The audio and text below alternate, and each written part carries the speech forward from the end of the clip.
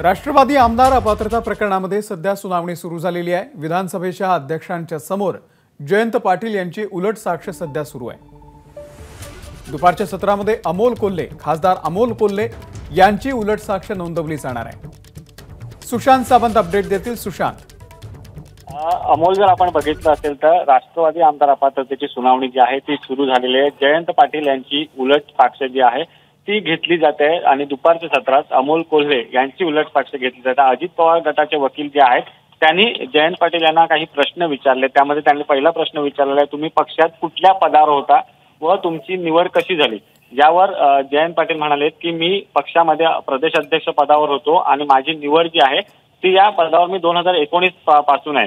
2022 मध्ये राज्य पदाधिकारी निवडणूक प्रक्रिया होती, त्यात काही जिल्ह्यातील पदाधिकारी निवड झाली तर काही जिल्ह्यात ती सुरू होती। तसंच ते पुढे म्हणतात की राष्ट्रीय पातळीवर इतर राज्यातील पदाधिकारी निवड प्रक्रिया देखील पूर्ण झाली आणि राष्ट्रीय निवडणुकीत शरद पवार यांची राष्ट्रीय अध्यक्ष म्हणून निवड झाली।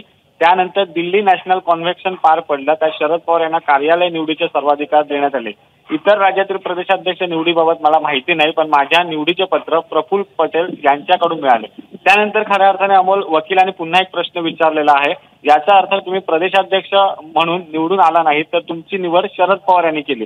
त्यावर जयंत पाटील म्हणतायत की कमिटीचा कार्यकाळ हा सुमारे 3 वर्षाचा असतो, त्यावेळी मी निवडून आलेला प्रदेशाध्यक्ष होतो। राज्यातील काही जिल्ह्यातील निवडणूक सुरू होती, पण तोपर्यंत मी कमिटीपर्यंत निवडून आलेला प्रदेशाध्यक्ष होतो। उलट तपासणी सुरू आहे, उलट साक्ष सुरू आहे। अनेक प्रश्न जे आहेत ते अजित पवार गटाच्या वकिलांकडून जयंत पाटलांना विचारले जात आहेत। अमोल, निश्चित अपडेट घेत राहू। सुशांत, धन्यवाद माहितीबद्दल। एबीपी माझा, उघडा डोळे बघा नीट।